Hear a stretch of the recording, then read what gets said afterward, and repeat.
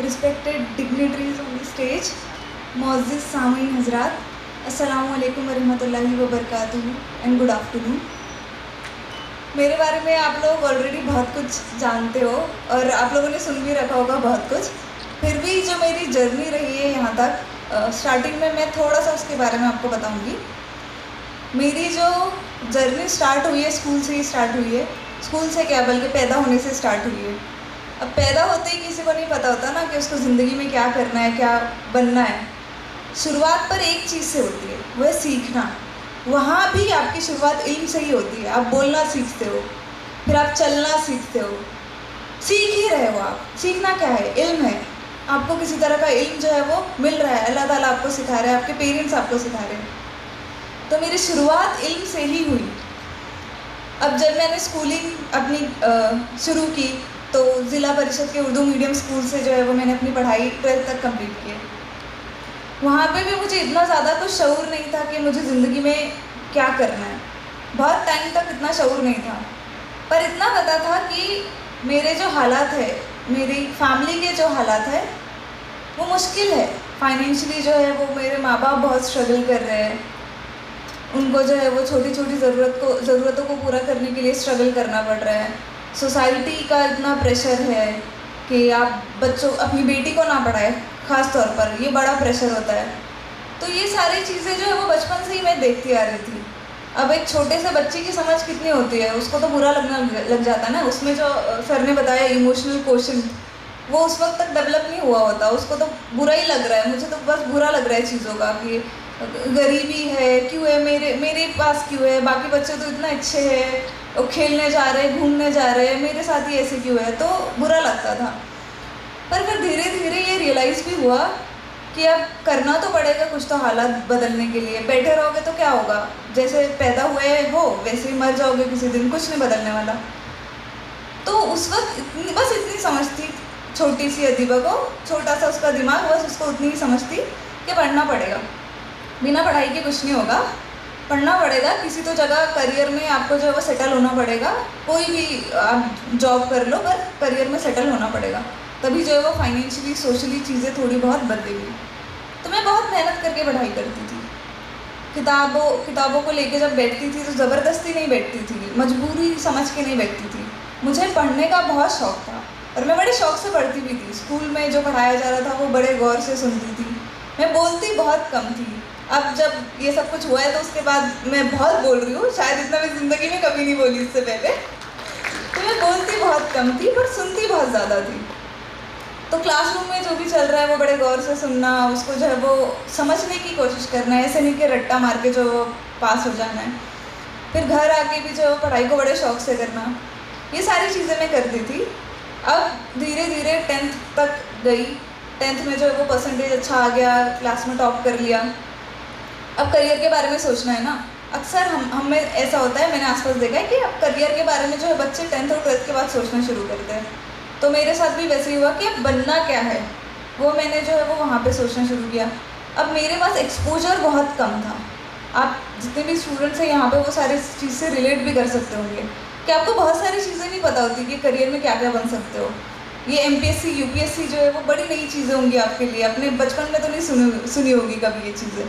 मैंने भी नहीं सुनी थी. तो वही 3-4 चीज़ें थी मेरे सामने कि या तो डॉक्टर बन जाओ आप, या टीचर बन जाओ, ज़्यादा से ज़्यादा इंजीनियर. पर इंजीनियर बनने में भी बड़ा सोसाइटी का मसला होता है कि लड़की है, लड़की थोड़ी इंजीनियरिंग करेगी, वो तो लड़कों का काम होता है ना. तो अब छोटा सा जहन, उसमें ये 2-3-4 चीज़ें मेरे सामने. तो मैंने सोच लिया कि अब मैं डॉक्टर बन जाऊँगी. अब उसके लिए भी मेहनत करनी है, पढ़ाई करनी है, उतना पता था. और मैं बहुत ऑनेस्टली, ईमानदारी के साथ जो मैंने मेहनत की. 11th 12th पढ़ाई की. वहाँ पे भी जो है वो अच्छा परसेंटेज आ गया, अच्छा स्कोर आ गया. फिर नीट के पहले मुझे याद है कि शायद 2 या 3 महीने का वक्त था मेरे पास नीट के लिए प्रिपेयर करने के लिए. अब मुझे उस वक्त ये बिल्कुल समझ नहीं आया कि अब नीट के लिए पढ़ाई करनी है तो 11th से ही करनी पड़ेगी. आप जो वो 12th होने के बाद का वेट नहीं कर सकते. स्टेट बोर्ड्स की बुक पढ़ी, NCERT पढ़नी है, ये भी नहीं पता था. रिसोर्सेज, गाइडेंस बहुत कम थी मेरे पास. पर अब पता है, पढ़ना है. अब 2 चीज़ें होती है ना, स्मार्ट वर्क होता है, एक हार्ड वर्क होता है. हार्ड वर्क कितना भी कर लो, वो स्मार्ट वर्क से पीछे ही रह जाता है. तो वही हुआ फिर मेरे साथ, मेहनत मेहनत सब की, पर अब नीट एग्ज़ाम दे दिया, रिज़ल्ट आया तो स्कोर कितना 234। अब जो बच्चे नीट दे रहे हैं वो तो मुझ पर हंसेंगे कि 234 ये कैसा स्कोर है। तो बहुत बहुत डिसअपॉइंटिंग थी वो चीज़, मैं रोई थी, बहुत रोई थी। फिर मैंने शिकायतें भी करना शुरू कर दी, फिर वापस से वही शिकायतें कि मेरे साथ क्यों हो रहा है, मैंने क्या गलती की, मैंने तो बहुत मेहनत की थी। ऐसा भी नहीं था कि दूसरे बच्चे जब खेलने जा रहे हैं, टाइम पास कर रहे हैं तो मैं उनके साथ जा रही हूँ या दिन भर खेल रही हूँ, ऐसे भी नहीं किया मैंने कुछ, बहुत ईमानदारी से मेहनत की। तो फिर मेरे साथ ही ऐसा क्यों हुआ?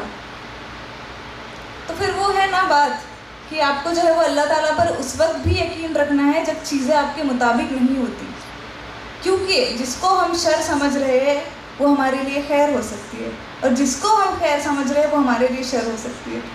पर अब छोटे से दिमाग को इतनी बड़ी बड़ी बातें कहाँ समझ में आए, एक्सपोजर भी नहीं है, इतना सब कुछ पढ़ा लिखा भी नहीं। तो था इमीडिएट रिएक्शन यही था कि रोई थी, बहुत रोई थी, डिसअपॉइंटेड हो गई थी। अब उस वक्त मामा मेरे पास आए थे, उन्होंने जो है 2-3 चीज़ें उस वक्त की। पहली चीज़ उन्होंने ये की थी कि मेरा एक्सपोजर बढ़ाया बहुत। जो मुझे चीज़ें पता थी ना कि डॉक्टर बनना है, इंजीनियर बनना है, टीचर बनना है, इसके अलावा कुछ नहीं होता, उन्होंने मेरा एक्सपोजर बढ़ाया। उन्होंने मुझे यूपीएससी के बारे में बताया कि यूपीएससी होता क्या है, आप जो है वो यूपीएससी करके क्या क्या बन सकते हो, क्या क्या जो है वो यूपीएससी एग्ज़ाम्स कौन कौन से लेती है, ये सारी चीज़ें बताई। और इसके अलावा दूसरी भी बहुत सारी चीज़ें बताई। मैं यूपीएससी पे इसलिए इतना ज़्यादा फोकस कर रही हूँ क्योंकि मैंने वो किया है और आज उसकी वजह से मैं यहाँ पे हूँ। फिर दूसरी चीज़ उन्होंने एक बड़ी प्यारी लाइन कही थी मुझसे, जो मैं हर जगह कह रही हूँ, आप सुन के बोर हो भी गए होंगे तो फिर भी मैं आपसे एक और बार कह रही हूँ कि उन्होंने मुझसे कहा था कि बेटा तू डॉक्टर बन जाएगी तो 100-200 लोगों की ओपीडी कर लेगी, पर अगर तू आईएएस ऑफिसर बन गई तो तू पूरे डिस्ट्रिक्ट की ओपीडी कर पाएगी। तो वो चीज़ हमेशा मेरे साथ रहेगी। कुछ चीज़ें ऐसी होती हैं ना जो बहुत इमीडिएटली आप रिसीव कर लेते हो, आपका जो ब्रेन रहता है वो बहुत इमीडिएटली रिसीव कर लेता है, आपके दिल पर बहुत ज़्यादा गहरा असर कर लेती है। तो वो उसी में से एक चीज़ थी। अब यहाँ से जो है मैंने सोचना शुरू कर दिया यूपीएससी के बारे में। अब ऐसा तो नहीं था, ज़िंदगी का बहुत बड़ा फैसला है, एक दिन में नहीं ले सकते आप, एक पल में जो है वो फ़ौरन डिसाइड नहीं कर सकते कि हाँ आप बहुत अच्छी लाइन लग गई, अब यूपीएससी करना है, ऐसे तो नहीं होता ना, प्रैक्टिकल नहीं है ये चीज़। तो फिर मैंने थोड़ा बहुत सोचना स्टार्ट कर दिया। मुझे याद है जब मामा चले गए, वो रात मुझे अभी तक याद है, मैं बहुत कश्मकश में थी, डॉक्टर या आईएएस। और मैंने बहुत सोचा था, मतलब उससे पहले मैं रात में सिर्फ पढ़ाई करने के लिए जागती थी, पर वो पहली बार ऐसा था कि मैं सोच रही थी, उस रात जाग के मैं सोच रही थी कि मुझे अब करना क्या है ज़िंदगी में, और जो मैं कर रही हूँ वो क्यों करना है। हर आपकी लाइफ का पर्पस होता है ना, बिना पर्पस के आपकी ज़िंदगी का कोई मतलब ही नहीं है। हर किसी की लाइफ में पर्पस बहुत इंपॉर्टेंट होता है। तो मैंने बहुत सोचा, और फिर वो सोचने के बाद मैंने ये डिसाइड किया कि हाँ फाइनली अब जो है वो यूपीएससी करते हैं, आईएएस ऑफिसर बनना है आगे। अब बनना है तो ऐसे तो नहीं बन जाओगे, एक दिन में डिसाइड कर लिया और बन गए। अब सामने वाली चीज़ों का सोचने लग गई, डरने लग गई मैं कि अब मुश्किलें और सामने आएंगी। यवतमाल में तो पॉसिबल नहीं है मेरे लिए पढ़ाई करना, यहाँ पे गाइडेंस नहीं है, रिसोर्सेज नहीं है, मुझे बाहर जाना पड़ेगा। अब उस वक्त तक ऐसे था, मैं आपको बताऊँ तो मैं यवतमाल में रहती हूँ, यवतमाल में ही एक तालुका है दारवा, उसका छोटा सा गांव है तलेगांव, जहाँ का मेरा ननिहाल है। उस वक्त तक मैंने सिर्फ यवतमाल से तलेगांव और तलेगांव से यवतमाल का सफ़र किया था, कहीं नहीं जाती थी मैं, मेरी सोशल लाइफ इतनी ख़राब थी। तो अब बाहर जाना मेरे लिए बहुत बड़ी चीज़ थी कि मैं कैसे अकेले रहूँगी, कैसे करूँगी सारी चीज़ें मैनेज, फिर खर्च इतना आएगा, घर से दूर रहूँगी, हॉस्टल के बारे में तो ऑलरेडी बहुत ख़राब चीज़ें सुन रखी है, कैसे रहूँगी वहाँ पे, तो बड़ा डर लगने लग गया था। फैमिली पे भी जो है वो बहुत प्रेशर आने लग गया कि नहीं आप अपनी बेटी को पढ़ाने के लिए बाहर कैसे भेज सकते हो, नहीं भेजना चाहिए आपको, सेफ्टी जो है वो, बेटी घर की इज़्ज़त होती है, जैसा हमारे माशरे में अक्सर यही सोचा जाता है कि बेटी घर की इज़्ज़त होती है। अब वो इज़्ज़त को कैसे बचाना है, तो लोगों के दिमाग में बस ये ख्याल है कि उसको पिंजरे में बंद करके रख दो, बस वहीं से जो है वो आपकी इज़्ज़तें बच रही है, जो कि बहुत ही गलत ख्याल है मेरी नज़र में। तो वही सारे प्रेशर आने लग गए, मम्मी से पापा से लोग बोलने लग गए कि नहीं आप अपनी बेटी को बाहर मत भेजो, अब गलत कर रहे हो इतने दूर उसको भेज के, अब कुछ सालों में जो है उसकी शादी की उम्र हो जाएगी, उसको घर के काम वाम सिखाओ। बच्चियाँ जो है वो बहुत ज़्यादा रिलेट कर पाएंगी मेरे से इस चीज़ से कोई भी आपके घर पे आता है तो बड़ा इम्प्रेस हो जाता है जब आपको घर के बहुत सारे काम आते हैं। अरे अरे वाह वाह कितने काम आते हैं इसको, खाना ये भी बना लेती है वो भी बना लेती है। और ना है तो फिर ताने कसने लगते हैं कि इसको तो कुछ नहीं आता। तो मुझे बहुत ताने देते थे लोग कि इसको तो कुछ नहीं आता, इसको तो कुछ नहीं आता। मम्मी से कहते थे इसको पकाना सिखाओ, इसको झाड़ू पोछा सिखाओ, कुछ तो सिखाओ इसको। तो वही चीज़ें वही बातें करना लोगों ने जो है वो स्टार्ट कर दी। अब यहाँ पे इम्तिहान था। इम्तिहान किस चीज़ का था? मेरी खुदी का था। तो आपने बहुत बार ये शेर सुना है, अभी भी सर ने वो शेर कहा था कि अल्लामा इकबाल ने कहा है ना कि खुदी को कर बुलंद इतना कि हर तकदीर से पहले खुदा बंदे से ये पूछे बता तेरी रज़ा क्या है। तो अब मेरी खुदी का इम्तिहान था। अब आप लोगों ने बहुत ये शेर सुना होगा, मैं इसको अब एक्सप्लेन करना चाहूँगी आपके सामने। इस पूरे शेर का मरकज़ या महवर क्या है? खुदी है। खुदी क्या है? खुदी खुद शनासी है और खुददारी है। दो कंपोनेंट है इस चीज़ में। खुद शनासी का मतलब क्या होता है? खुद शनासी, जिसे हम इंग्लिश में सेल्फ अवेयरनेस कहते हैं, अपने आप की पहचान। अपने आप की पहचान बहुत बहुत इम्पॉर्टेंट है आपकी लाइफ में। आप कहीं भी जाओगे, कुछ भी करोगे, छोटे से लेके तो बड़े से बड़ा काम, आप उसको कामयाबी के साथ कर ही नहीं सकते जब तक आप अपने आप को नहीं पहचानते। अब अपने आप को पहचानने में भी बहुत सारी चीज़ें हैं। अपने आप की जो अच्छाइयाँ होती है, कोई काम हम बहुत अच्छा कर रहे हैं जिससे हमको बहुत खुशी हो रही है, वो तो हमें बहुत अच्छे से दिख जाता है, इंस्टेंटली दिख जाता है। ज़्यादा सोचने की ज़रूरत ही नहीं पड़ती कि अरे वाह आज तो मैंने बहुत अच्छा काम किया। मैं सोचूंगी घर जाके अरे वाह आज तो मैंने बड़ा बढ़िया सा लेक्चर दिया, बहुत जल्दी आ जाएगा ये ख्याल मेरे दिमाग में। पर जब आपको अपने अंदर की बुराइयाँ और कमियाँ देखनी पड़ती है, वो हमसे आसानी से नहीं हो पाता। हम वो देख ही नहीं पाते, या फिर ये कहो कि हम वो देखना ही नहीं चाहते। क्यों कोई इंसान अपने आप की बुराइयाँ देखेगा? उसमें तो अना है ना, इंसान में जो है वो अना है, हर इंसान में एक अना है। पर उस अना को पीछे रख के आपको जो है वो अपने अंदर की बुराइयों को भी देखना पड़ेगा। आपको उन चीज़ों को भी देखना पड़ेगा जिनको आपको इम्प्रूव करने की ज़रूरत है, जिन पर काम करने की ज़रूरत है। उसके बिना आप जो है वो एक कामिल इंसान नहीं बन सकते। एक कामिल इंसान क्या होता है? एक कामिल इंसान वो नहीं होता जो पूरा का पूरा वाइट हो, यानी कि पूरा का पूरा सफ़ेद, पूरा का पूरा नूर हो, जिसमें जो है वो सिर्फ अच्छाइयाँ ही अच्छाइयाँ हो। मेरी नज़र में एक कामिल इंसान ये है, वो होता है जो इस बात को जानता है कि वो सफ़ेद नहीं है, वो जो है वो वाइट नहीं है, वो ग्रे है। और वो ग्रे का जो है वो गहरा शेड भी हो सकता है, वो हल्का शेड भी हो सकता है। आपको ये पहचानना है कि अगर आप ग्रे का गहरा शेड हो मतलब क्या है? आप में बुराइयाँ ज़्यादा है। कब एहसास होगा? जब आप देखोगे कि वाकई मेरे अंदर बुराइयाँ है, वाकई मेरे अंदर कोई कमियाँ है, फिर आपको उस शेड को हल्का करने की तरफ मेहनत करनी पड़ेगी। ये कोशिश जो है वो आपको एक कामिल इंसान बनाएगी। तो ये जो मैं बात बता रही हूँ आपको, सेल्फ इंट्रोस्पेक्शन का जो पार्ट है, खुद के अंदर झांकना, खुद की कमियों को जो है वो पहचानना और उन पर मेहनत करने की कोशिश करना, ये आपकी खुदी का एक हिस्सा है। ये आपको कोई और आके नहीं बताएगा, ये आपकी खुदी का एक हिस्सा है। खुदी कितना प्यारा लफ्ज़ है ना, ऐसा लगता है बस मेरा है ये, इसमें किसी का कोई दखल नहीं, कोई तीसरे इंसान, कोई दूसरे इंसान का कोई दखल नहीं, खुद से खुदी, बस मेरी खुदी है। तो आपको वो मेहनत करनी पड़ेगी, आपको सेल्फ इंट्रोस्पेक्ट करना पड़ेगा, आपको अपने आप को पहचानना पड़ेगा। अब दूसरा जो कंपोनेंट मैंने बताया वो खुददारी। खुददारी क्या है? आप बहुत बारी सुना होगा, आप सबको पता होगा खुददारी का मतलब क्या है। पर एक और चीज़ इसमें ये है, आपको ये समझना है कि आप अपने हीरो खुद हो, आप अपनी ज़िंदगी के हीरो खुद हो। कोई दूसरा नहीं आएगा आपकी मदद करने जब तक आप खुद से जो है वो मेहनत नहीं करते, कोशिश नहीं करते। विलन्स जो है वो 1000 मिलेंगे आपको, पर वो इम्पोर्टेंट नहीं है ज़िंदगी में। आपके लिए इम्पोर्टेंट ये है कि आपको एहसास होना चाहिए कि आप अपने आप की ज़िंदगी के खुद हीरो हो। आप जो है वो खुद अपने हालात बदलने वाले हो। आपकी कोशिशें ही आपके हालात बदलेगी, कोई नहीं बदल सकता आपके हालात। तो ये खुददारी जो है ये खुदी का दूसरा पार्ट है।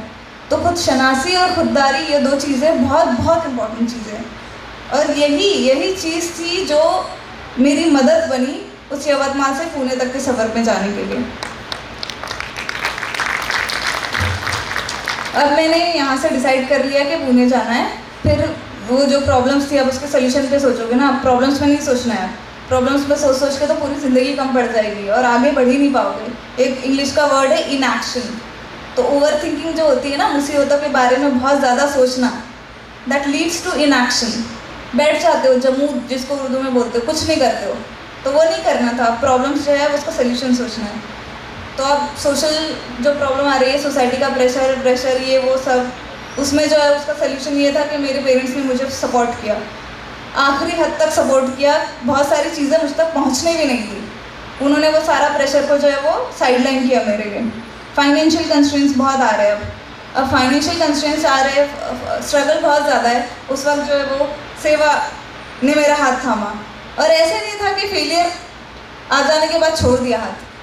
ऐसे मैंने बहुत देखा है कि एक फेलियर आता है, दो फेलियर आता है, लोग जो है वो आपसे नाउम्मीद होना शुरू हो जाते हैं, उनको लगने लगता है अब इससे ज़िंदगी में कुछ नहीं बनने वाला। नहीं, 3 फेलियर्स के बाद आज तक भी जब मैं यहाँ पे खड़ी हूँ, सेवा ने मुझे सपोर्ट किया है हर तरह से, जो है वो उन्होंने मुझे फाइनेंशियली और इमोशनली भी, मामा क्योंकि उसका पार्ट रहा है तो उन्होंने मुझे इमोशनली भी सपोर्ट किया। मैं एक मैसेज करती थी व्हाट्सएप पे, सीन होता था मैसेज, अगले कुछ सेकंड्स में जो है वो मेरे अकाउंट में पैसे आ जाते थे जब भी मुझे ज़रूरत होती थी। तो वो जो सपोर्ट था उसने मुझे हौसला दिया। ये सारा जो सपोर्ट है मेरे आसपास, इसने मुझे बहुत हौसला दिया। जब मैं डरती थी तो ये चीज़ें मेरा हौसला बनती थी। अब मैंने जो है वो फिर हिम्मत की और पुणे चली गई, अपनी जो है वो इनिशियल फाउंडेशनल कोचिंग जिसे बोलते हैं उसके लिए, द यूनिक अकेडमी जो है पुणे की, वहाँ से मैंने जवाद काजी सर के अंडर कोचिंग ली, और साथ साथ अपनी ग्रेजुएशन भी बीएससी मैथमेटिक्स में कंप्लीट की। अब उस वक्त भी जो है वो बहुत मुश्किलें आई, हॉस्टल की ज़िंदगी आसान नहीं होती। बाद में जब आप हॉस्टल से निकल जाते हो तो आपके पास बहुत सारी यादों का पिटारा होता है, आपके पास मुस्कुराने की बहुत सारी वजह होती है, बहुत सारी यादें होती हैं। फिर आप जो है वो आसपास के लोगों को कहानियाँ सुना रहे होते हो, जब बड़े हो जाते हो तो अपने बच्चों को वही कहानियाँ सुना के मुस्कुराते हो, पर जब आप वो ज़िंदगी जीते हो तो वो आसान नहीं होती। हॉस्टल में जो है वो खाना हॉस्टल का बड़ा, आपको पता होगा, सुन रखा होगा, ख़राब होता है। हाँ, वाकई होता है ख़राब, पतली सी दाल मिल रही है, कच्ची सी रोटी मिल रही है, खाया नहीं जा रहा है, पर अब जिंदा रहने के लिए खाना है। घर में रहते हो तो बड़े शौक से खाते हो, खाने के लिए जीने वाली बात हो जाती है, पर अब हॉस्टल में जो है वो जिंदा रहने के लिए खाना है। गर्मी हो रही है, कूलर अलाउड नहीं था हमारे हॉस्टल में, तो मई की गर्मी, अभी भी इतनी गर्मी का एहसास हो रहा होगा आपको, वही फ़ैन में रहो। ऊपर मेरा, मुझे याद है मैं 3rd फ्लोर पे रहती थी, और ऊपर जो है वो टिन थे, वो भी नहीं था, टेरेस भी नहीं था, तो वो बहुत गर्म होता था, पर वो उस गर्मी में भी आपको रहना है। तो ये सारी जो चीज़ें हैं, मुश्किल होती है ज़िंदगी में, बहुत सारी मुश्किल होती है, पर किसकी ज़िंदगी में नहीं होते ना कांटे तो गुलाब के फूल में भी होते हैं। फिर आप फूल ही क्यों देखते हो, गुलाब का फूल ही क्यों देखते हो आप इतने कांटे होने के बाद? क्योंकि वो बहुत खूबसूरत है ना, बहुत खूबसूरत है, उसकी जो महक है, उसकी खुशबू है, वो आपको बहुत अच्छी लगती है। तो आपकी ज़िंदगी में भी कांटे हैं उस फूल की तरह, पर आपकी ज़िंदगी की खूबसूरती क्या है, फिर महक क्या है? वो आपकी कोशिश है, वो आपकी मेहनत है। जब वो बहुत ज़्यादा होगी, जब वो बहुत ज़्यादा ईमानदारी, एतबार के साथ होगी, फेथ के साथ होगी, तो आपको अपनी ज़िंदगी के कांटे नज़र ही नहीं आएंगे। तो फिर मैंने भी जो है वो कांटों को नज़रअंदाज करना शुरू कर दिया। पढ़ रहे, मेहनत कर रहे, ग्रेजुएशन के साथ यूपीएससी मैनेज करना मुश्किल हो रहा है, इनिशियल डेज़ है, अब किसी तरह मैनेज कर लिया। कोविड आ गया, फिर कोविड के बाद मेरा फर्स्ट अटेम्प्ट जो था वो 2020 में ही था, आई गेस। हाँ, 2020 में मेरा फर्स्ट अटेम्प्ट था। तो कोविड की वजह से फिर अब एग्ज़ाम जो है वो पोस्टपोन होना शुरू हो गया। फिर अब मैंने डिसाइड किया कि मैं बाहर जाके पढ़ाई करूँगी, घर से जो है वो बहुत अच्छे से पढ़ाई नहीं हो पाती थी। तो फिर जो मुंबई में हज हाउस है, वहाँ पे जो है वो रेसिडेंशियल कोचिंग प्रोवाइड की जाती है। मैं कुछ 2-3 महीने के लिए वहाँ चली गई अपना फर्स्ट अटेम्प्ट देने। अब मुझे अब तक क्या लग रहा था कि मुझे बहुत एक्सपोजर मिल गया, मैं हॉस्टल में चली गई, मुझे बहुत एहसास हो गया कि दुनिया कैसी है, देख ली मैंने दुनिया। पर नहीं, अभी यहाँ पे आता है ना कि नहीं बेटा थोड़ा ज़मीन पे आ जाओ, वो वाला सीन हुआ। अब मुझे रियलाइज़ हो रहा है कि यूपीएससी में कंपटीशन कितना है। अब तक मैंने देखा ही नहीं कंपटीशन कितना है। मैं पढ़ रही हूँ, मेहनत कर रही हूँ, सब कर रही हूँ, मुझे बड़ा सही लग रहा है कि हाँ मैं पढ़ रही हूँ, सही डायरेक्शन में पढ़ रही हूँ। अब वहाँ देख लिया मैंने कंपटीशन, और हर नॉर्मल इंसान की तरह मेरा पहला रिएक्शन जो था इतने इंटेंस कंपटीशन को देख के, वो डर ही था। मैं डर गई, मुझे लगने लगा कि लोग तो मुझसे बहुत ज़्यादा पढ़ रहे हैं, बहुत बेहतर है, उन्होंने मेहनत मेरे से ज़्यादा की है, 4-4, 5-5 सालों से पढ़ रहे हैं, उनकी नॉलेज इतनी ज़्यादा है। वो जब बात कर रहे हैं, डिस्कस कर रहे हैं ग्रुप में, या फिर आपको चीज़ें बता रहे हैं, तो उनकी नॉलेज कितनी ज़्यादा है। तो मेरे साथ वही हुआ कि मैं डर गई। मैंने जो है वो एक पल के लिए सही अपनी मेहनत पे भरोसा नहीं रखा। उसका रिजल्ट तो फिर कुछ अच्छा आना ही नहीं था। फर्स्ट अटेम्प्ट में मेरा कुछ 3.5 या 4 मार्क्स से प्रीलिम्स रह गया, मैं फ़ेल हो गई। अब ये था कि जब नीट का फेलियर आया तो उस वक्त ना मेरे पास बहुत सारे एक्सक्यूजेस थे, टू बी ऑनेस्ट, बोलने के लिए कि मेरे पास रिसोर्सेज नहीं थे, मेरे पास गाइडेंस नहीं थी। तो उस फेलियर का दर्द ना इतना नहीं हुआ जितना इस फेलियर का दर्द हुआ। और दूसरी चीज़ ये भी है ना कि फिर मैं गुरूर घमंड से नहीं कह रही, पर फेलियर को फेस करने की आदत ही नहीं थी। अकेडमिकली जो है वो आप इतना अच्छा परफॉर्म करते आ रहे हो, फिर यूपीएससी जो आपको सीधे ज़मीन ही दिखा रहा है, तो वो आदत ही नहीं थी फेलियर्स को देखने की। तो फिर से वही मेरा रोना धोना शुरू हो गया कि अब क्या करूँ। अब तो अटेम्प्ट भी चला गया। फर्स्ट अटेम्प्ट में जो है वो इतना जोश और खरोश से आई थी कि फर्स्ट अटेम्प्ट में एग्ज़ाम क्लियर ही कर दूँगी बाय हुक और बाय क्रूफ। क्या हुआ, नहीं हुआ, अब क्या करूँगी। तो वही रोना धोना मेरा वहाँ पे शुरू हो गया। पर फिर मैंने आसपास देखा, थोड़ा आसपास देखा। मैं आपको बताऊँ तो आज भी ऐसे लोग हैं, जामिया से मैंने जो है वो अपनी कोचिंग करी है, आज भी वहाँ पे ऐसे लोग हैं जिनके 4-4, 5-5 अटेम्प्ट देने के बाद भी अगर आप उनसे मिलोगे ना तो उनके चेहरे पे मुस्कुराहट ही होगी। वो पेशेंस जो है वो बहुत बहुत रेयर है, और मैंने देखा कि वो उन लोगों में है और वो कर रहे हैं। वो जो एग्ज़ाम जिनका जो फर्स्ट, ऐसे नहीं है, बहुत सारे लोग, बहुत रेयर केसेस होते हैं कि फर्स्ट अटेम्प्ट में उनका एग्ज़ाम क्लियर हो जाता है, और बहुत सारे ऐसे, मेजॉरिटी ऐसे ही है जिनका फर्स्ट अटेम्प्ट में नहीं होता पर बाद में होता है। तो क्यों होता है? उनके पास वो पेशेंस, वो परसिवरेंस है। तो मैंने वो चीज़ अपने आसपास देख के सीखी। अब तक तो मैं अपने अंदर झांक रही थी, बहुत ज़रूरी है अपने अंदर झांकना, पर उतना ही ज़रूरी है दूसरों से भी सीखना, दूसरों की अच्छाइयों से भी सीखना। तो मैंने वो चीज़ें सीखी और धीरे धीरे खुद को संभाला कि नहीं, अब जो है वो हार नहीं माननी है। फिर ऐसा तो था नहीं कि मेरा सपोर्ट छूट गया था, नहीं छूटा था। मेरे पेरेंट्स ने जो है वो मुझे नहीं बोला कि अब अटेम्प्ट नहीं देना है। मामा ने मुझे नहीं बोला कि बेटा अब तो अटेम्प्ट मत दे, फेल हो गई, हम पैसे नहीं देंगे, सेवा वाले जो तेरी कोई मदद नहीं करेंगे, नहीं कहा उन्होंने। उन्होंने मुझे इनकरेज ही किया कि आगे बढ़, आगे बढ़। तो ये एक्सटर्नल सपोर्ट जो था वो बहुत हेल्पफुल रहा। फिर मैंने जो है वो सेकेंड अटेम्प्ट दिया। सेकेंड अटेम्प्ट मैंने दिल्ली से दिया, हमदर्द स्टडी सर्कल से। वहाँ पे प्रीलिम्स हो गया, मेंस नहीं हो पाया। अब जो थी वो आदत थी, थोड़ी सी आदत हो रही थी फेलियर्स को झेलने की, तो थोड़ा थोड़ा कम बुरा लगता है ना। फिर एक बार, पहली बार गिरता है छोटा सा बच्चा तो बड़ा हल्ला मचाता है, रोना धोना, बहुत रोना धोना करता है। 2-3 बार गिर जाए तो उसका रोना धोना थोड़ा सा कम हो जाता है ना। मेरा भी हो गया था। फिर वो एक बड़ा मशहूर शेर है गालिब का कि रंज से खुगर वो इंसान तो मिट जाता है गम, मुश्किलें मुझ पे इतनी पड़ी कि आशा हो गई। तो मुश्किलें अब इतनी पड़नी शुरू हो गई थी कि उनसे फ़र्क पड़ना बंद हो गया। और वो अब मुझे पता था मुश्किलें आ रही है, आने ही वाली है। आगे भी आप जो एक्सपेक्ट करके चलो कि आएगी मुश्किलें, पर आपको लड़ना है, हार नहीं माननी है। सेकेंड अटेम्प्ट में फिर ये होने के बाद थर्ड अटेम्प्ट जो है वो मैंने फिर जामिया मिलिया इस्लामिया से दिया। वहाँ प्रीलिम्स हो गया, मेंस भी हो गया, इंटरव्यू तक गई, पर फिर इंटरव्यू नहीं हो पाया। अब अक्सर ऐसा होता है कि इंटरव्यू और प्रीलिम्स जो होता है उसके बीच में वक्त बहुत कम होता है, मुश्किल से 1-1.5 महीना होता है। अभी भी जो है वो मई 25 को जो है वो वापस से साइकिल शुरू हो रही है, प्रीलिम्स शुरू हो रहा है।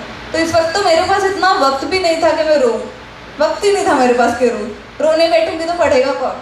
दूसरा कोई आके थोड़ी पढ़ाएगा, दूसरा कोई आके थोड़ी मेरा एग्ज़ाम देगा। तो फिर उस वक्त तो बिल्कुल मुझे कोई डिसअपॉइंटमेंट नहीं थी, कुछ नहीं था। वो मोमेंटरी था, 2 मिनट के लिए ख़त्म हो गया। फिर अब फाइनली मैंने 4th अटेम्प्ट दी अपनी जामिया मिलिया इस्लामिया से। अब ये जो सारी जर्नी हो रही है, आपने एक चीज़ रियलाइज़ की होगी कि ग्रेजुअली इम्प्रूवमेंट हो रही है मेरे में। प्रीलिम्स, पहले में प्रीलिम्स ही नहीं हुआ, फिर सेकंड में प्रीलिम्स हुआ तो मेंस नहीं हुआ, फिर थर्ड में जो है वो प्रीलिम्स मेंस दोनों हो गए, इंटरव्यू नहीं हुआ। फोर्थ में जो है वो सारी साइकिल जो है वो पूरी हो गई, इंटरव्यू तक गई, और अल्हम्दुलिल्लाह जो है वो आज मैं आपके सामने 142nd रैंक लेके खड़ी हूँ। तो ये सारी जो इम्प्रूवमेंट मुझ में हुई ये बहुत ग्रेजुअल थी। मैंने जो है वो अपनी गलतियों से सीखी, बहुत सारी गलतियाँ की। ऐसा तो था ही नहीं कि गलतियाँ नहीं की, फर्स्ट अटेम्प्ट में हो गया, पहली बार में जो एग्ज़ाम क्लियर हो गया। बहुत सारी गलतियाँ की, वो इम्पोर्टेंट नहीं है, वो बुरा भी नहीं है गलतियाँ करना। इम्पॉर्टेंट ये है कि आप अपनी गलतियों से सीखो, आप इम्प्रूव करो खुद को, खुद में झाँको कि मेरे में कमियाँ क्या है और उस पर काम करो। तो मैं हर अटेम्प्ट में जो है वो काम करती गई, थोड़ी एक्स्ट्रा मेहनत करती गई, खुद को पुश किया, खुद के लिमिट्स को पुश किया और फाइनली फिर ये एग्ज़ाम मेरी हो गई क्लियर। तो अब जब मैं पीछे जाके देखती हूँ ना, मैं अभी जो है वो मैं 25 ईयर्स की हूँ। पिछली जो 24 सालों की ज़िंदगी है उसमें बहुत सारे कांटे थे, बहुत सारी मुश्किलें थी, पर वो इतने 24 सालों पर वो यूपीएससी के रिजल्ट का एक दिन ही भारी पड़ गया, सब कुछ बदल गया, सब कुछ बदल गया। तो क्या ही है मुश्किलें ज़िंदगी में, इतनी इम्पोर्टेंट है ही नहीं, कुछ भी नहीं, एक पल में ख़त्म होने वाली चीज़ है वो, सिर्फ एक पल में। तो उनको इतना बड़ा क्यों बना देते हैं हम कि नहीं हो नहीं पाएगा, नहीं बहुत मुश्किल हो रहा है, ये इंसान वो बोल रहा है, दूसरा इंसान वो बोल रहा है, तीसरा इंसान ये बोल रहा है, मेरे में खुद में हिम्मत नहीं है, मेरे में खुद में कॉन्फिडेंस नहीं है। कितनी छोटी चीज़ें है ये, बहुत छोटी चीज़ें, एक पल में ख़त्म होने वाली चीज़ें। बस इतना है कि आप में जो है वो उतनी हिम्मत होनी चाहिए, आपको जो है वो खुद का हीरो बनना है, ये एहसास आप में होना चाहिए। आप में ये एहसास होना चाहिए कि मुझे मेहनत करनी है, आखिरी दम तक मेहनत करनी है, रिजल्ट का जो है वो मुझे नहीं सोचना है, वो मेरे हाथ में नहीं है, मुझे ईमानदारी के साथ मेहनत करनी है। ईमानदारी के साथ मेहनत करना बहुत बहुत ज़रूरी है। मैं अक्सर देखती हूँ, बहुत मेरे आसपास ऐसा होता है, पेरेंट्स बोलते हैं कि बच्चे पढ़ाई करो, जो है वो आपको बोल रहे, डांट रहे, डपट रहे, तो जैसे ही आपके सामने आपके पापा घर पे आते हैं तो आप किताब लेके बैठ जाते हो। पापा घर से बाहर गए कि मोबाइल पे गेम खेलना शुरू। क्यों? क्योंकि उनके पास घर नहीं है। वो एक एक पल का, एक एक टाइम का खाना खाने के लिए जो है वो स्ट्रगल कर रहे हैं। तो ये सब चीज़ें देखने के लिए के बाद मतलब कितनी शर्मनाक बात होगी मेरे लिए अगर मैं ये सोचूं कि मेरी मुश्किलें बहुत बड़ी है, मेरी आजमाइशें बहुत बड़ी है। मुझे खुद पर शर्म आनी चाहिए ना ऐसा सोचते वक्त फिर। तो ये एहसास होना बहुत ज़रूरी है आपके लिए कि आपकी मुश्किलें इतनी बड़ी नहीं है। कोई तो होगा उसकी मुश्किलें आपसे बहुत ज़्यादा बड़ी होगी, और इस चीज़ से आपको हिम्मत लेनी है, इससे जो है आपको उम्मीद लेनी है, हिम्मत लेनी है, सीखना है कि अगर वो इंसान जिसकी ज़िंदगी का भी भरोसा नहीं, जिसको इस बात का भी भरोसा नहीं कि वो अगले दिन क्या खाएगा, कहाँ से खाएगा, अगर वो कोशिश करना नहीं छोड़ रहा तो मैं क्यों छोड़ूँ मैं कोशिश करना, क्यों छोड़ूँ मैं मेहनत करना? फिर तो मैं बेवकूफ़ हूँ। वो इंसान, वो सड़क पे सोने वाला इंसान फिर मुझसे लाख दर्जा बेहतर है, एसी में सोने वाले इंसान से लाख दर्जा बेहतर वो सड़क पे सोने वाला इंसान है, क्योंकि वो मेहनत कर रहा है, वो कोशिश कर रहा है। तो आपको ये चीज़ सोचनी है, ये चीज़, इन सारी चीज़ों का एहसास आपको होना चाहिए। और ये एहसास जो है, फिर से मैं रिपीट कर रही हूँ, वो खुद ही से आएगा, खुद के अंदर झांकने से आएगा, अपने अतराफ भी देखना है, अपने अतराफ देखने से आएगा। सेटिस्फैक्शन होनी चाहिए आपको इस चीज़ के लिए कि आपके पास जितने भी रिसोर्सेस हैं, आपके पास जितना भी सपोर्ट है, आपके पेरेंट्स ने आपको जितना भी दिया है वो इनफ है, और आपको एक्स्ट्रा जो भी मदद की ज़रूरत होगी वो अल्लाह आपके पास लेके आएगा। आपको इस चीज़ का सेटिस्फैक्शन होना चाहिए। लेकिन एक चीज़ है जिसका सेटिस्फैक्शन आपको मरते दम तक नहीं होना चाहिए, और वो क्या है? वो आप में इम्प्रूवमेंट का स्कोप है। आपको हमेशा ये एहसास होना चाहिए कि आपकी मौत तक भी बहुत सारी चीज़ें ऐसी होंगी जो आपने नहीं सीखी होंगी। आपके पास बहुत सारी चीज़ें हमेशा रहेंगी जो आपको सीखनी है, जिनका आपको इल्म हासिल करना है। ये एहसास आप में जब तक नहीं होगा तब तक आपकी ग्रोथ पॉसिबल ही नहीं है। आज मैं यहाँ पे खड़ी हूँ तो ये मेरी जर्नी का एंड नहीं है। मेरा यूपीएससी के लिस्ट में नाम आ गया, इसके आगे भी मुझे बहुत कुछ सीखना है, इसके आगे भी मुझे बहुत सारा इल्म हासिल करना है। मुझे सीखना है कि सोसाइटी को सर्व कैसे करना है। अभी मेरे में जज्बा है कि मुझे लोगों के लिए कुछ करना है, पर मुझे अब सीखना है कि जो मेरी ड्यूटीज़ है वो आईएएस ऑफिसर के तौर पर क्या रहेंगी, उन्हें निभाना कैसे है। मुझे सोसाइटी को सर्व करना है तो किस तरीके से सर्व करना है। अभी मैं ट्रेनिंग पे जाऊँगी तो मेरी तालीम तो ख़त्म हुई नहीं ना, वो मरते दम तक ख़त्म नहीं होगी। सीख या तालीम इकलौता एक चीज़ है बल्कि मेरी नज़रों में जो पूरी ज़िंदगी आपकी कांस्टेंट रहती है, वो मरते दम तक आपके साथ रहेगी। तो आप में जो वो भूख हमेशा होनी चाहिए, और आपको कभी सेटिस्फाई नहीं होना है कि मैंने बहुत सीख लिया या मैंने बहुत इल्म हासिल कर लिया। हमेशा अपने अंदर भूख रखो, हमेशा अपने अंदर भूख रखो सीखने की, कुछ नया सीखने की, और हमेशा हम्बल रहो। ये कभी मत सोचो कि मैं बहुत बड़ा इंसान हूँ, मैंने बहुत सारी चीज़ें सीख ली है, नहीं। और फिर मैं वापस से बच्चों के लिए ये रिपीट कर रही हूँ कि आपको ईमानदारी से मेहनत करनी है। आपको ये नहीं करना है कि आपने किताब खोली, उसके जो है पीछे मोबाइल फ़ोन लगा दिया, उसमें यूट्यूब वीडियोस देख रहे हो, चेहरा छुपा लिया किताब से, बाहर से कोई इंसान आ रहा है, वो सोच रहे वाह कितना पढ़ाकू बच्चा है, ये तो पढ़ रहा है, पर आपको पता है ना कि आप गेम खेल रहे हो फ़ोन में, तो आपको अपने साथ ईमानदार रहना है। अब गेम से ही एक और चीज़ मुझे जो है वो रियलाइज़ हुई कि आप मोबाइल में आजकल बच्चे बहुत गेम खेलते हैं ना, कोई भी गेम ले लिया, अब उसमें जो है वो लेवल्स होती है, बहुत सारी लेवल्स होती है। आपने एक लेवल क्रॉस की, फिर आपका गेम ओवर हो गया, तो बैठ जाते हो क्या आप वहाँ पे? नहीं बैठते ना, आपको तो चैलेंजिंग लगता है कि नहीं अब मैं सेकंड लेवल तक पहुँचूंगा, सेकंड तक पहुँच गया तो थर्ड तक पहुँचूंगा, थर्ड तक पहुँच गया तो फोर्थ तक पहुँचूंगा। कितनी मामूली चीज़ है ये मोबाइल का गेम, कितनी मामूली चीज़ है, पर उस मामूली चीज़ पे इतनी मेहनत कर रहे हो आप, उसमें हार नहीं मान रहे हो। और ज़िंदगी कितनी अहम है, कितनी प्रेशियस है, कितनी कीमती है, उस पर आपको मेहनत नहीं करनी, उस पर आपको हार माननी है, उस पर आपको दोबारा कोशिश नहीं करनी। तो है कोई और बेवकूफ़ आपसे ज़्यादा? है क्या? ऑनेस्टली बताओ आप, अगर आप ऐसे कर रहे हो तो है कोई बेवकूफ़ और आपसे ज़्यादा? नहीं है। तो बेवकूफ़ियाँ नहीं करनी ज़िंदगी में, बेईमानी नहीं करनी खुद के साथ, हमेशा मेहनत करो, हमेशा सीखने की जुस्तजू जो है वो अपने अंदर रखो, कभी जो है वो हार मत मानो, और ईमानदारी के साथ मेहनत करो। बहुत मुश्किल नहीं है पढ़ाई करना, स्कूल में जाओगे आप, स्कूल में बस आपको क्या करना है, जितना वक्त आप स्कूल में हो उतना वक्त आपको गौर से टीचर की बातें सुननी है अपनी, वो जो पढ़ा रहा है उसको गौर से सुनना है कि क्या पढ़ा रहा है, उसको समझने की कोशिश करना है। इतना मुश्किल काम है कि ये बहुत आसान काम है, चाहो तो आप कर सकते हो, नहीं चाहो तो आपको पहाड़ जैसा लगेगा फिर। तो चाहना है, अपने अंदर जो है वो चाहत लानी है कि मुझे करना है, किसी भी तरीके से करना है। बस ये थोड़ी सी चीज़ें करो आप, घर पे आके थोड़ा सा होमवर्क कर लिया, थोड़ा सा रिवीजन कर लिया, हो गया काम। ऐसे तो है ही नहीं कि खेलने के लिए फुर्सत ही नहीं मिल रही, ये तो बिल्कुल बहाना नहीं कर सकते आप कि हम पढ़ाई इतनी करा रहे हैं, पेरेंट्स हमसे कि खेलने की फुर्सत नहीं मिल रही, आपको भी पता है एक्सक्यूज़ है ये चीज़, तो नहीं करनी है। ईमानदारी के साथ थोड़ी थोड़ी पढ़ाई करो, शुरुआत में हर चीज़ मुश्किल लगती है, पर धीरे धीरे वो जो है वो बढ़ती जाती है। और एक बहुत इंपॉर्टेंट चीज़ है जो मैं पहले भी डिस्कस कर चुकी, वो पर्पज़ है, ज़िंदगी का मकसद। आपकी ज़िंदगी का मकसद हमेशा बहुत बड़ा होना चाहिए। आपकी ज़िंदगी का मकसद सिर्फ ये नहीं हो सकता कि मुझे जो है वो टीचर बन के अपना फ्यूचर सिक्योर कर लेना है, फाइनेंशियली स्टेबल हो जाना है, फिर बहुत सेल्फिश हो आप, ट्रस्ट में बहुत सेल्फिश हो आप अगर आपकी ज़िंदगी का मकसद सिर्फ इतना है। आपकी ज़िंदगी का मकसद, जैसे कि मामा पहले भी बता चुकी है, खिदमत खल्क है, इंसानों की खिदमत है, हुकूकुल इबाद को पूरा करना है। वो करने के लिए आपको सोसाइटी को सर्व करना पड़ेगा, हर इंसान को सर्व करना पड़ेगा। मुझे याद है कि हमारे प्यारे नबी हज़रत मोहम्मद सल्लल्लाहु अलैहि वसल्लम का जो आखिरी खुतबा था उनकी मौत से पहले, उसमें उन्होंने बहुत सारी बातें बताई थी। उसमें से एक बहुत इंपॉर्टेंट चीज़ थी मसावात। मसावात यानी इक्वालिटी।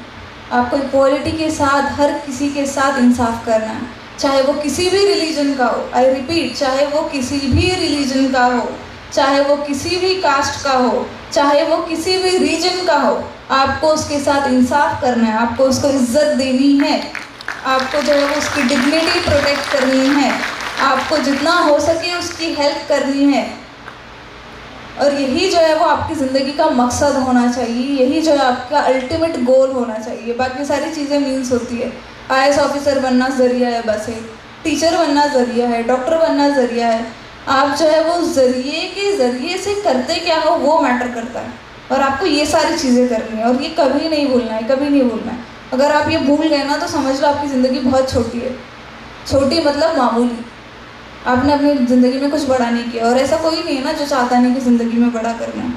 तो ये सारी चीज़ें जो है वो आपको हमेशा ज़िंदगी भर याद रखनी है, कोशिश करनी है कि कभी ना भूलो।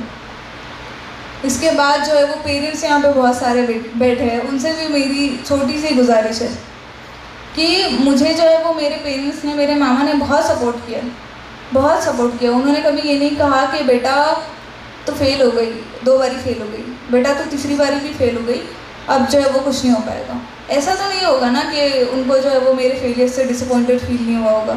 इंसान है वो, उनको भी तो मायूसी हुई होगी कभी कभी, एक पल के लिए ही सही हुई होगी ना, पर उन्होंने मेरा सपोर्ट नहीं छोड़ा। उन्होंने नहीं बोला कि नहीं अब तो पढ़ मत, उन्होंने ये नहीं बोला कि लोग जो है वो हमें तरह तरह की बातें आके सुना रहे कि इसकी शादी करा दो, इसको घर के काम सिखाओ।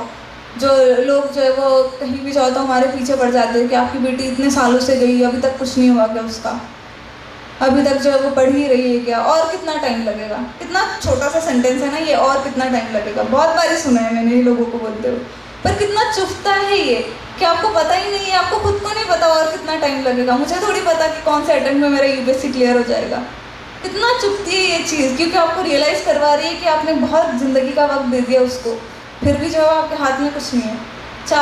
चौथा अटेम्प्ट था, 3 अटेम्प्ट में दे चुकी, डिसाइड जो है वो 2017 से कर लिया, अब 2025 आ गया, कितने साल हो गए? 7-8 साल हो गए। 7-8 साल ज़िंदगी के दे दिए और हाथ में कुछ नहीं आया। रिजल्ट आने से पहले की बात कर रही हूँ। तो कितना चुभता होगा वो एक सेंटेंस के, और कितने साल और कितना वक्त। पर मेरे पेरेंट्स ने, मेरे मामा ने नहीं छोड़ा मेरा हाथ। उन्होंने मुझे हर तरह से सपोर्ट किया। वो खुद से भी एक तरह की जंग लड़ते गए। ये सिर्फ मेरी आजमाइश नहीं थी, मेरी मेहनत नहीं थी, मेरी आजमाइश नहीं थी। मैं फिर से बता रही हूँ आपको, आजमाइशें उनके हिस्से में भी आई। उनसे भी तरह तरह के सवाल किए गए, उन पे भी जो है वो प्रेशर डालने की कोशिश करती गए, लोग जो है वो करते गए।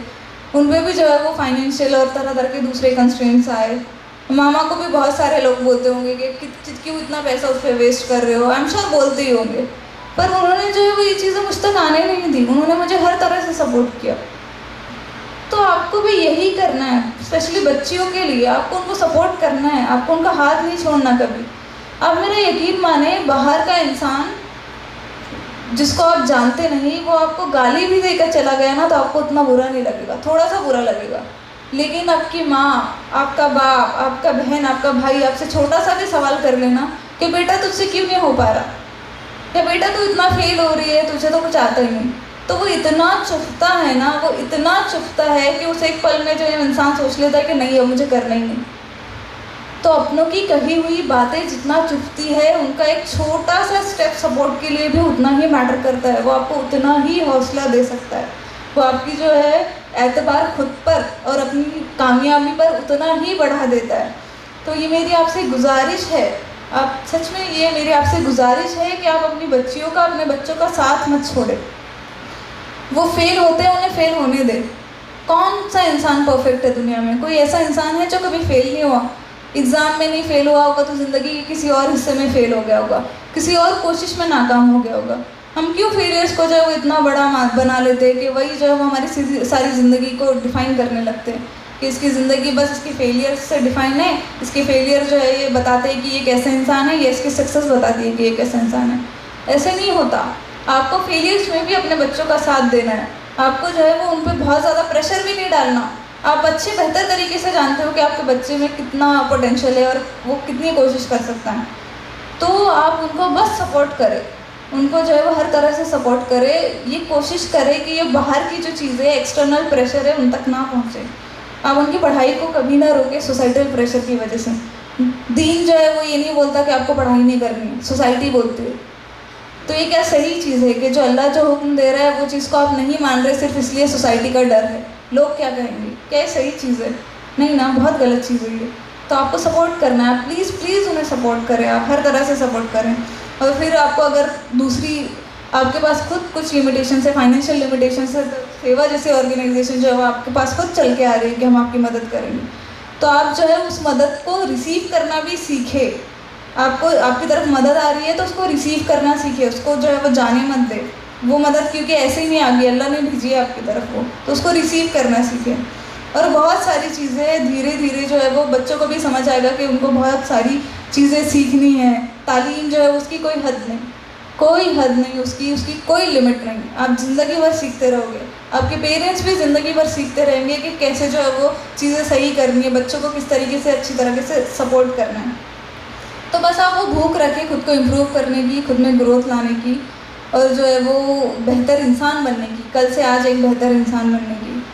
फाइनली अब मैं इस शेर के साथ जो है वो अपनी पूरी स्पीच ख़त्म करूँगी। अल्लामा इकबाल का ही बड़ा प्यारा शेर है कि सितारों के आगे जहाँ और भी है, अभी इश्क के इम्तिहान और भी है। अब इश्क से मतलब आप कोई गलत ना निकाले। इश्क जो है वो अल्लामा इकबाल का इश्क कौन सा इश्क है? वो अल्लाह ताला का इश्क है। वो अल्लाह ताला की बताए हुई बातों पे अमल करने वाला इश्क है। अल्लाह ताला ने कहा है खिदमत खल्क करनी है तो उस पर अमल करने वाला इश्क है। इस इश्क की बात कर रहे हो। तो सितारों से आगे जहाँ और भी है, अभी इश्क के इम्तिहान और भी है। तू शाही है, परवाज़ है काम तेरा, तेरे आगे आसमान और भी।